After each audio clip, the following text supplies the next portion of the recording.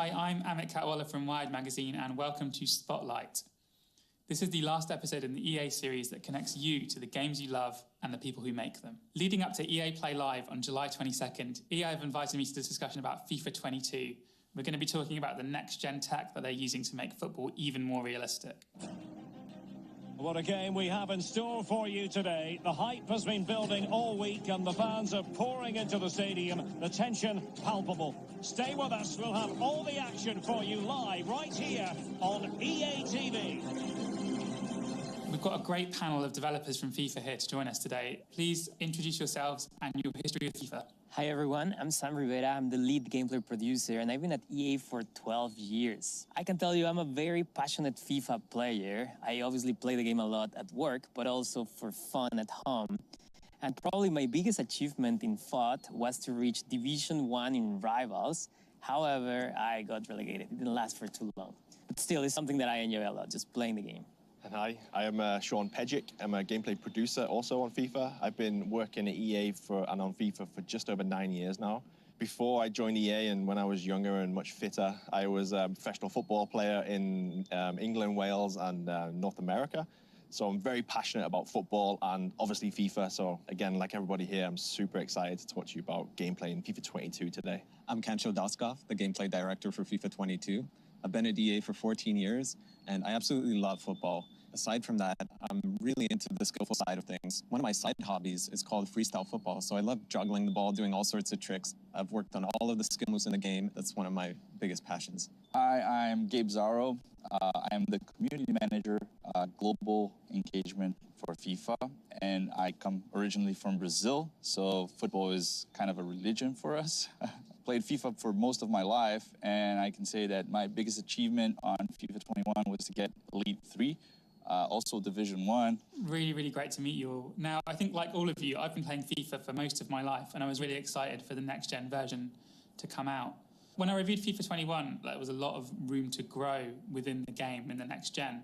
So I'm really interested to hear what you guys have been doing to improve the game year on year and how next-gen tech is changing FIFA 22. Now, one of the big changes that you've made for FIFA 22 on Next Gen is hypermotion, which is going to make football and FIFA feel way more realistic. But can you tell me a bit about it? What exactly is hypermotion, Sam?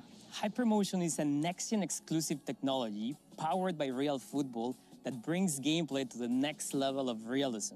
Hypermotion integrates advanced 11 versus 11 mocap and machine learning for the first time to create the most authentic, responsive and fluid experience on the pitch. So what does that mean exactly? What's this 11v11 mocap you're talking about, and how does machine learning kind of come into that? In the past, we used to capture animation in a mocap studio through an optical way of doing it. And we used to have maybe 1, 2, 3 players, and we would tell them, go to this direction, kick the ball in this direction. So advanced 11 versus 11 motion capture. XN Suits allows us to, for the first time, capture 22 professional footballers playing on the pitch. In other words, the data from these players in the real football environment, it's where it's powering the motion of players and teams in FIFA 22. So what does the algorithm, the machine learning algorithm, do with all that data? How does it take all that data from that match and all the other data that you have and apply it to the animations that are used in FIFA 22? Our cutting-edge and proprietary machine learning algorithm learns from over 8.7 million frames from the advanced 11 versus 11 mocap, and then in real time creates animation.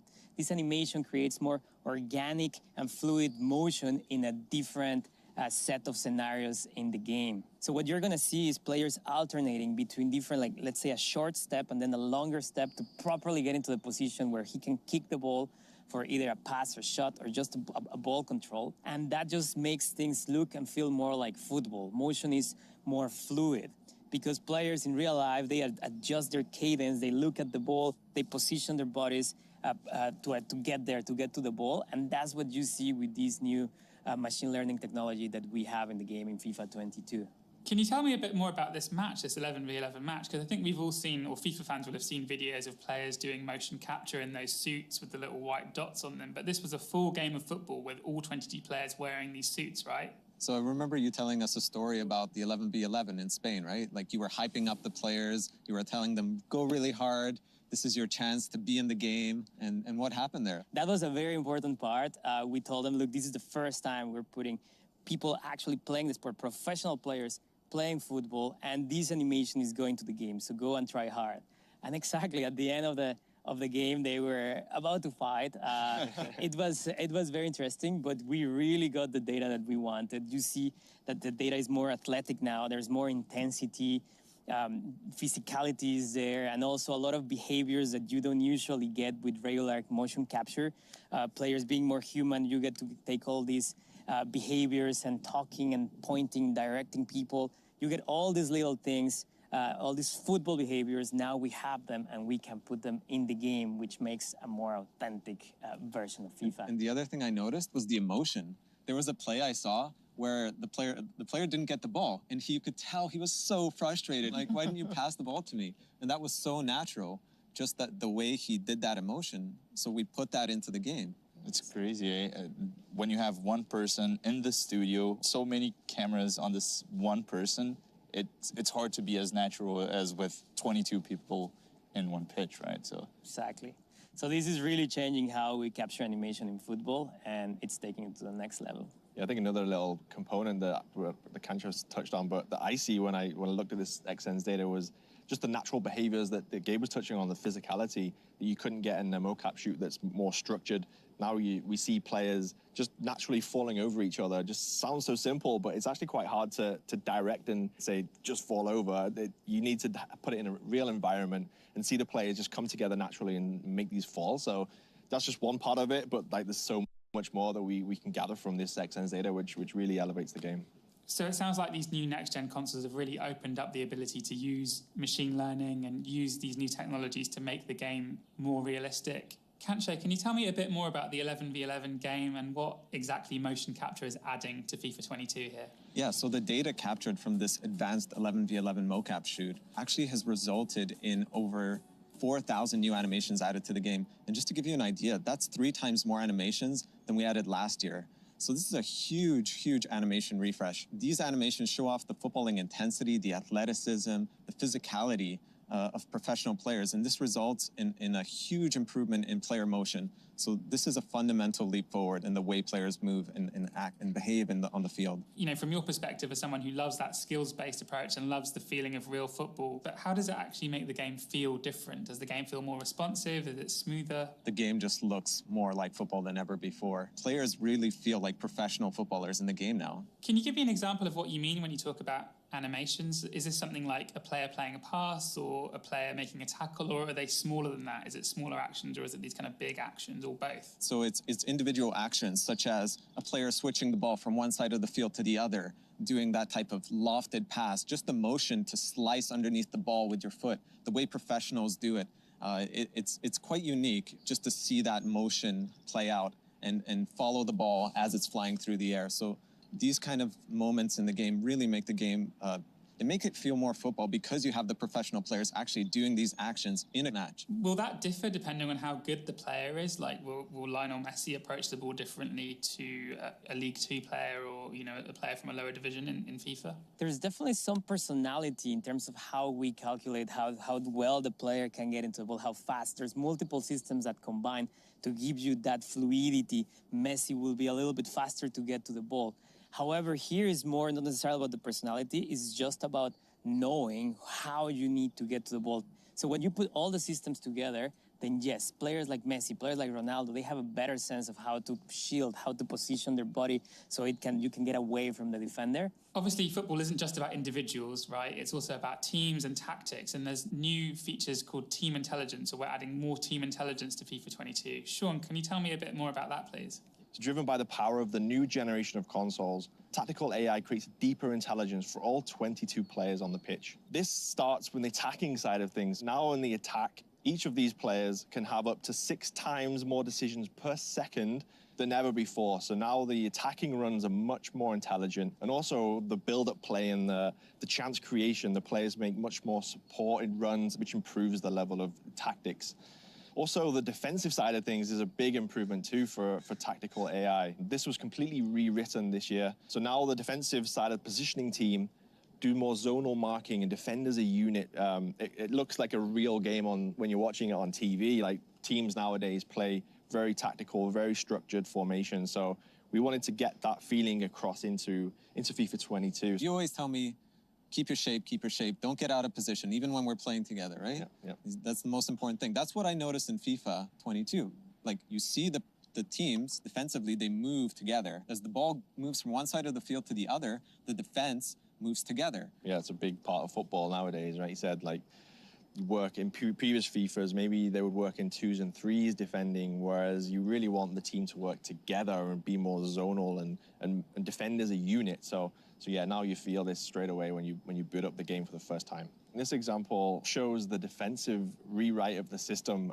You can see the back four working in a unit and as a zonal marking to really work together. From when the ball switches from one side of the pitch to the other side, they shift together as a team to really work as a unit and defend that space. We analyze a lot of professional football just to see how teams retain their shape when they are defending, when they move up the field, and that's what you are seeing in the game now, which just gives you that feeling of more authentic experience. And actually in FIFA 22, you can tweak your attacking tactics so they're different depending on whereabouts on the pitch you are, right, Sean? Yeah, of course. Yeah, you kind of nailed it with that one. In the attacking tactics, you can set your tactics in both chance creation and build-up play, which in other words means that if you have the ball in your defensive half of the pitch, you can set your tactics to play one way, possession football, for example, but then when you play on the attacking side of the pitch, you can change to completely different tactics. So gives the user and everyone more control to adjust your tactics and customize how you want to play. This is a very important feature, especially for those that play competitively, because you get more control. You can, as you said, pick your tactics differently, and it's going to be an important one. So tactics is one thing, and, you know, we've all watched Champions League finals where it's like a chess game, but we've also all watched, you know, or at least I've watched a lot of League 2 football where it's more like a wrestling match. How does hypermotion improve the physicality of players? We've added the new kinetic air battles. So now when the ball's in the air, you see the differences where two players are synced together. So the visuals of two players going up for the header look way better than it ever has, but also maintaining the responsiveness of what the user wants, because you really need to focus on the responsiveness as well as the visuals. So these two things combined really elevates the in-air play battles in FIFA 22. Yeah, and the thing about the new headers, right, we're using the two-player interaction technology. So now, as you said, we're syncing up two players going up for the ball. So when they collide, it actually looks really natural the way they stumble or fall after that collision. It's not like individual objects hitting each other. This is like two players really going up and battling for the ball. So two players could be running side by side, jumping up for the ball. They could be backpedaling. One guy could be running in a certain direction, the other guy in the opposite direction. But the point is that they go up together. You're going to feel that physicality now. There's a bunch of different areas of FIFA that are being touched by this hypermotion technology. And another one, Kancho, is ball control, which has really benefited from these extra animations. Player's first touch is so important in today's modern game. And hypermotion gives us such a huge animation refresh that now we're able to control the ball more fluidly than ever before. And the way we're doing that is by adding new multi-touch animations. And that's the key. These animations are longer and they have multiple touches, which allows you to bring down a ball off the chest and onto your foot in one fluid motion. So with the longer animations, you're able to take the ball off your thigh, cushion it, and turn quickly away from your opponent. You're gonna feel these new animations, especially in controlling air balls. So anytime the ball's in the air or bouncing, you're gonna take that quick touch off your thigh or off your chest, turn fluidly with that second touch into the direction that you want to go in. We're calling this feature composed ball control because the players are way more natural at taking that first touch and transitioning to the second one. I think at the very start of this clip, you can see a multi-touch trap, if I'm not mistaken, where he's shielding the defender. Comes off his thigh, it lands nicely in front of him to then move forward. And yeah, that part of, to me, looks great. Yeah, and the thing is, it's not just the visual improvement. It actually allows the players to control the ball quicker. So one touch off the chest, setting it up for one touch with the foot, and that's it, you're off. It's not like in previous FIFAs where sometimes you take the ball off the chest, it bounces awkwardly, and you have to like adjust. It's way more responsive now because it's literally one touch, two touch, and you're off. That's so important, right? Because on a competitive level on FIFA, you see that the best players, they're just trying to adjust for the best shot or the best pass. Yeah, and like in professional footballers also, as well as Kancho saying, the realism in FIFA, from an authentic point of view, it's all about the first touch. Like when you coached as a kid or up until whatever level you play at, always focus on the first touch, getting the ball out of your feet, 1-2 touches, and then you're away. And having all of these additional animations, there's over 400 new animations for controlling the ball just due to hypermotion. And this is just bringing a whole new level of realism to the game that allow players to turn quickly away from their opponents. And just to add to that, in the past, we used to prioritize shorter animations to keep the game as responsive as possible. However, now this technology, as Kensho mentioned, allows us to have longer animations with more than 1 touch on each animation, which result in better visual quality, but we still have that ability to transition out of that animation at any time into something else if the situation changes. Let's say there's a defender coming, and in the middle of a trap that is very long, I need to go in a different direction, and we can transition out. So now we have the best of both worlds, responsiveness and good visuals in the game. And I just have to say that out of all of the new animations in the game that we got from Hypermotion, these are the ones that really stand out to me. One of the other things that really makes the game feel like real football is the stuff that goes on off the ball. You know, you've made real efforts to humanize the players and to make them not just stand there like mannequins when they're not doing anything, but to look and behave and act like real players would on the pitch. So when we analyzed the 11v11 advanced mocap, we actually noticed the players are communicating all the time. I'm saying, man on, go here, I'm offering support. All these things that professionals do all the time, every second during a game, communicating, talking. So there's a lot of new behaviors that we've added. Players just gesturing to each other, saying like, hey, I was free for a pass. Why didn't you pass it to me? Or look, I'm going to go into this space, pass it to me there. Or look, watch out who's behind you. These are just some examples of the behaviors that we're adding to the game. And some of them are super subtle. You may not pick them up, but you're going to get this general sense that players are more alive. You know where you're going to notice the most? During set pieces. Like you have a goal kick, you have a throw, and players are talking, communicating, asking for the ball. And they actually move a little bit to provide you with better support. So you will have more passing options in those deep free kicks, for example. But it's all about this objective of making players more human and just smarter across the pitch. We hear from feedback a lot that, you know, we have a parcel of our player base that talks about these animations so much because they are playing for an immersive experience. The career mode guys, for example, they go wild with these types of things. It's incredible, like the reception, you know, for these small pieces of animations that just create a more immersive experience for those players. It's huge for them. And the other thing you'll notice about this clip is the way Haaland runs. We have a star-specific locomotion for Erling Haaland. He is a big-time player. He's a young superstar, and the way he runs is so unique. He's kind of got this like a little bit of a hunch in his posture and big strides. So to represent that power and uniqueness of his running style, we've got his running style in the game now. And the beautiful part of this is their upper body layer animations, meaning they don't hinder responsiveness. You can do whatever you want on the controller. These are just layers on top. And also to add a little bit extra from my experience, when this thing came into the game when we played it a couple of weeks ago, it actually makes you think about the game and play it a little bit differently because now I might see a player off the ball calling for the ball. I'm like, oh, maybe I should like think about passing to this guy, or it just changes the way you think and play the game a little bit because you see these off-ball players doing these gestures and being more football. So all this combined just elevates the way you play FIFA and gameplay. Yeah, so the animations actually go to pretty much every area of the game. You see goalkeeper, you see the two-player headers, you see passes, shots, ball control, pretty much everywhere, all these humanization gestures. We are putting those animations from the mock-up shoot in every area of the game, basically. That's so fascinating. One of the things I remember from writing about this in the past is that the best midfield players move their heads around much more than kind of average midfield players. So if you measure how much Xavi or Frank Lampard or Steven Gerrard or a more modern midfield player moves their head around when they're on the pitch. And it's really interesting how this kind of, in real football, this upper body movement actually has a direct correlation to how good a player is and how many passes they play. So it's really great to see that being reflected in FIFA 22 as well. Now, we've talked about hypermotion and how it changes play, but there's some other developments in FIFA 22 as well. And I'm just going to ask each of you to name a couple of things that you're excited about and excited to bring to the fans in FIFA 22 when it comes out. Sean, maybe you can go first. Yeah, one of the biggest things that we haven't talked about yet is the new goalkeeper system. This new system unlocks much more reliable saves for the goalkeeper, as well as making smarter decisions in vital moments in the game. To be honest, that was the first thing I noticed when playing FIFA 22. It was like, I was playing, I was like, okay, I understand, this is cool, but when the ball went to the goalkeeper, he did a completely new animation. It just stood out because I'm so used to, as a core player, I'm so used to the regular animations until FIFA 21, and then the first time he came out, I was like, wait, what's he doing? It really stood out. Yeah, of course, for the animations, we've completely added a bunch new animations to refresh how the keeper looks, as Gabe was saying, so. Yeah, and it's not just the animations, right? The tech we're using to, to play back those animations has been upgraded.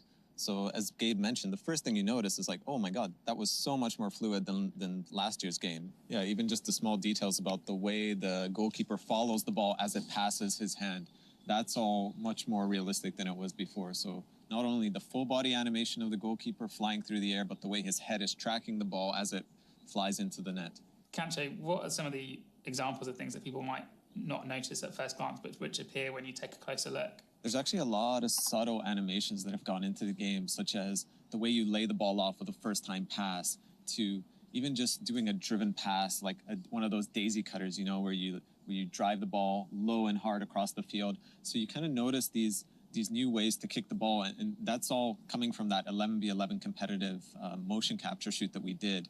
We're calling this feature Full Team Authentic Motion because it's all about all those little bits of animation that we're sprinkling into the game, thousands and thousands of it, and it just brings the characters more to life. I'm amazed by the depth you guys have gone to as well, because it's not just the player animations that have been refreshed, but you've really kind of reworked the way the actual ball works, right? Yeah, that's actually a big one. It's a game-changing feature. So what we're doing in FIFA 22 is we're importing real-world ball data into the game to create the next level of realism in terms of how the ball moves. So we're changing parameters like the friction on the ground, the friction with the air, just how the ball spins, the speed of the ball, and that really changes the perception of the game, how the ball moves. It's a lot more authentic, and you notice that right away. For example, if you do a love pass to switch the field, the hang time of the ball is now more obvious and really so satisfying to do one of those love passes across the field. And so again, to put it in context, you do the pass, you see a brand new animation from the mock-up 11 versus 11 that we did, then the ball flies in a completely different way that is more authentic. And then when the player is receiving the ball, those new long animations play, and that changes the experience completely. Yeah, even just passing the ball around, simple ground passes to your teammates, they don't slow down as much now, right? So you can pass the ball, turn. You're not like waiting for it to get to you. So that just improves sort of the flow of the game, I found. Yep. Definitely. But if you do find yourself, one-on-one with an opponent and everything's slowed down and you're kind of faced up against them, there is a new way of getting past them on FIFA 22, right? There's a mechanic called explosive sprint. When you press that right trigger at the right time, you're going to get a bigger push and acceleration with the ball. Now, this works both on dribbling and defending. So if you're trying to catch up to a dribbler who maybe got a step on you, you're going to get that boost while just running and sprinting. But if you're a dribbler, you can really lure that opponent in to get close and get by him with a quick acceleration. That changes the way you defend and attack. You've got to really think about now when you press that sprint button. You get the benefits of waiting and trying to have these mini games between the attacker and the defender to really time these inputs to see this explosion of sprint in both defenses and attacking side of things. So, and one of the biggest questions around this feature is it going to make the game now OP, the sprinting part of the game? But no, that's exactly what we're tuning. We are making sure that you feel that explosiveness, but it's not necessarily going to be the only way to play. So we're balancing things considering how players will be trying to use this mechanic. Yeah, there is a cooldown. You can't just spam this mechanic, right? So you can use it once, but then if you want to use it again, you have to wait some time. Exactly. I think we could talk about this all day, but I'd love to find out a bit more about how you guys listen to the fans and the process that your dev team undergoes to deliver on the feedback that you guys get. We have a huge player base with millions and millions of players around the world, and it's a lot of different priorities from these different types of players. So we have different platforms and initiatives to take care of that feedback. So for example, the Game Changer Network, we talk directly to influencers, content creators, and feedback specialists. We have the FIFA Community Design Council, which is a group that is completely focused on getting feedback early on the development stages of the game. We have pro players being part of that council. We have content creators that are focused on FUT. We have people that are completely focused on career mode. We have a couple of casuals, and we have, you know, the average FIFA player, which could fall into different categories as well. The idea there is for us to give them as much information as early as possible so that they can interact directly with the producers and actually give some feedback before we go into the depths of development. Sam, can you tell me a bit about what it's like working with the feedback that you get from the fans via Gabe? After listening to all the ideas from the fans, all the feedback, we also look at data, for example, and we know a lot of things about the health of the game, we call it. How many goals are scored per game in average? How many fouls? How many offsides? How many shots? We can see in a detailed diagram, basically, where are all the shots coming from? What's the success rate for each different type of shot? And we analyze all this information to try to make the best decisions. We also play the game a lot. Obviously, we're producers. That's part of our job. And that's very important to really understand what are those frustrations. So let me get this straight. So if players are complaining about it being too easy to score from crosses or too difficult to score from headers, you can see that in the data. We can, and we also set targets sometimes based on how we want the game to play. So if we think there's too many goals from crosses and we feel like maybe there's not enough skill needed to score on a cross because you just need to go to the wing and then cross it, then we try to design systems, design the game, maybe in a two-player header situation, how can we get the best outcome that creates a balanced game. How much does the game change from, you know, the first release to by the time the next game comes out, and how quickly players kind of find the easy ways to score? You know, is it within a week of release? Is it within a day of release where you see, oh, actually there's too many goals being scored from crosses or too many goals being scored from headers? A lot of the bugs that we find require millions of players competing online. So sometimes it takes months for the community to really discover certain things in the game. And we're there. We're playing every weekend. We are monitoring and we are talking to people to get the feedback right away and act right away. That's really fascinating stuff. It's so great to hear about how you guys are reacting to feedback. All right, that's just about all we've got time for, but this has been so fascinating. Thank you so much to the guys from FIFA for answering our questions, and thank you to the fans for watching in and listening. Before we go, Gabe's got a few dates for your diary to look out for if you're interested in more about FIFA 22. Yeah, for sure.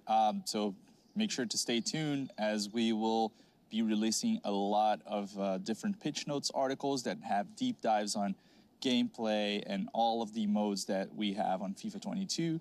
And make sure to check out our Top Bins streams that happen every Friday on our Twitch channel, where we will have these guys as guests. We will have art directors, all sorts of good people that work on the game to let you get more information and the inside scoop on everything FIFA 22 related. Can I add something, Gabe? Yes, please. Definitely check out the gameplay pitch notes. There's a lot of features that we don't get to cover here in this interview, but there's a lot of depth. A lot of those features are coming directly from the feedback from the community, and we're trying to create the best experience for everyone.